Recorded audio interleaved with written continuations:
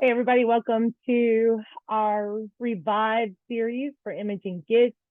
We are talking about the teaching of the Catholic Church regarding the Eucharist. It's called Transubstantiation. And last time we talked about the very first part of that teaching, and now we're going to talk about the second part tonight.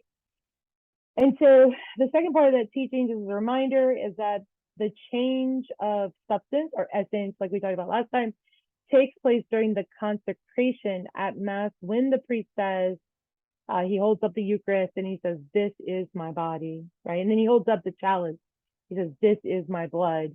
And so I just want to talk about what Catholics believe about the power of the ordination of the priest and how that affects that change. So Catholics believe that whenever the priest is ordained, he is ordained in what we call persona Christi, which is just Latin fancy for person of Christ.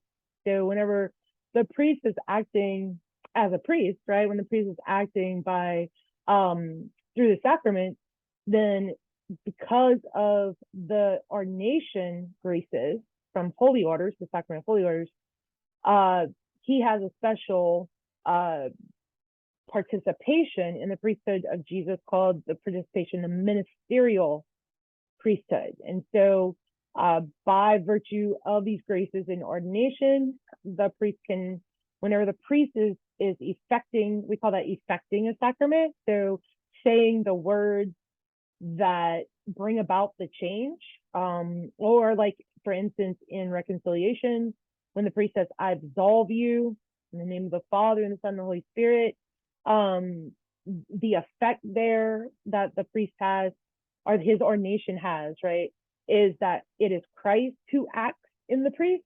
So actually, the priest, through the sacrament of holy orders, is participating in the person of Christ, and it's really Christ himself who is acting in that moment. So whenever the priest is holding up the host and saying, "This is my body," it's not, we all know, right? Catholics know that whenever they go up to receive communion, or I hope that they know anyway, but we believe that when we're going up to receive the communion, it's not the priest's body that we're receiving, it is Jesus that we are receiving, right? And so we believe that Jesus himself acts in and through that sacrament of holy orders, and Jesus himself effects the change, right? The change of the essence of the bread and the wine into himself.